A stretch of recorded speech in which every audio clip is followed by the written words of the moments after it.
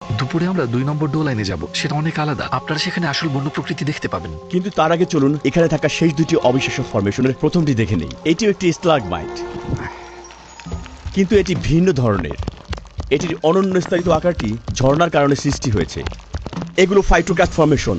এগুলো বিরল চুনাপাথরের ফরমেশন, যা ক্যালসিয়াম কার্বোনেটের সাথে শৈবাল, মস এবং অণুজীবের বৃদ্ধির ফলে তৈরি। যেহেতু জৈবিক এবং ভৌতিক উভয় প্রক্রিয়ায় এগুলো গঠন করে, তাই এগুলোকে মনে হয় আংশিক জীবিত এবং আংশিকভাবে মৃত। এখানে আপনারা দেখতে পাবেন ফাইটোক্রাস্ট গঠনগুলো সূর্যের দিকে বেড়ে উঠেছে, যেন গুহা থেকে একটি হাত বাড়ানো হয়েছে। অন্ধকারে 1 কিলোমিটার উপর নিচ উঠতে উঠতে অবশেষে আমরা গন্তব্যে পৌঁছেছি। এটি দ্বিতীয় ডোলাইন, যা প্রথমটির তুলনায় অনেক বড়। এটা অবিশ্বাস্য সুন্দর। হঠাৎ করে যেন আমরা গুহার ভিতরে একটি বনের মধ্যে চলে এসেছি। এখানে দেখুন কত ঘন।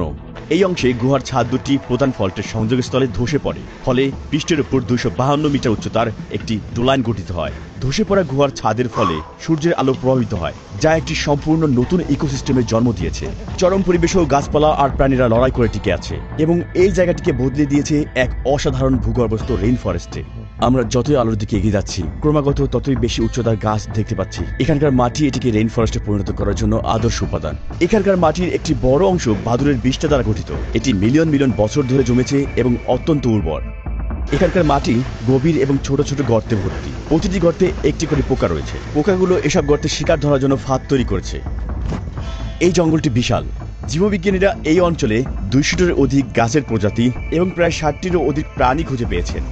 গাছে কিছু বানর রয়েছে। এটি হয়তো একমাত্র গুহা যেখানে বানর বাস করে। সাধারণত প্রাইমেটগুলো তাদের আবাসস্থল হিসেবে গাছকে পছন্দ করে, এবং গুহার পরিবেশ তাদের জন্য উপযুক্ত নয়। তবে এই অসাধারণ গুহাটি কিছু প্রজাতির জন্য নতুন বাসস্থান হিসেবে পরিণত হয়েছে। আমরা একটা সেন্টিপিড দেখতে পেলাম। এছাড়া এই বনে সাপও বাস করে। সত্যি এই বনের শব্দগুলো প্রশান্তিদায়ক। এমনকি যারা 2009 সালে এখানে প্রথম এসেছিলেন, তারা ভেবেছিলেন তারা হয়তো গুহার বাইরে পৌঁছে গেছেন। মনে রাখবেন, আমরা এখনো গুহার মধ্যে আছি। এটি নিজস্ব